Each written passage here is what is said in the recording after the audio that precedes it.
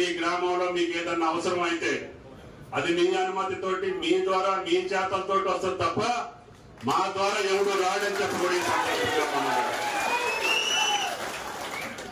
నేను ఇక్కడ ఉన్నప్పుడు కానీ ఇంకో చోట ఉన్నప్పుడు కానీ వరుసలో జనం ఉన్నప్పుడు దొంగతనంగా ఒకళ్ళిద్దరు వస్తున్నారు.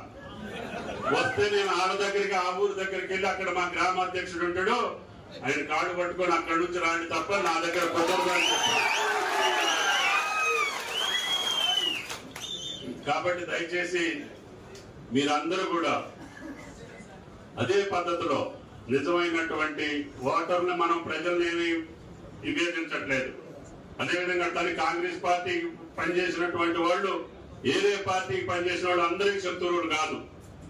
ఎవరైతే మిమ్మల్ని రాసి రంపాన పెట్టారో, అధికారం ఉందని మతంతో మన ఇబ్బందులు పెట్టారో ఆడని మట్టికి ఒక చూపు చూడాల్సినటువంటి అవసరం ఉంది. కాబట్టి దయచేసి అటువంటి వాళ్ళ వరకే చూసుకోండి. ఎక్కువ చూస్తే మీకు ఆయాసం వస్తుంది మరి. కాబట్టి దయచేసి నేను మట్టికి అదే పద్ధతి పాటించదలుచుకున్నా. కొంతమంది ఎందుకు అంత కఠినంగా ఉంటావు, రేపు ఏం అవసరం వస్తుందో ఏం వస్తుందో అన్నారు. ఆ అవసరం వచ్చినప్పుడే వీళ్ళు తప్ప వాళ్ళు లేరు కదా. ఇంతకంటే మా జీవితానికి ఏ అవసరం వస్తుంది?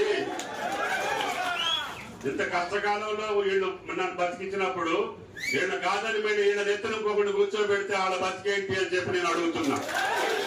మరిన్ని వీడియోస్ కోసం ఛానల్ ని సబ్స్క్రైబ్ చేయండి. లేటెస్ట్ అప్డేట్స్ కోసం వాట్సాప్ ఛానల్ ని ఫాలో చేయండి.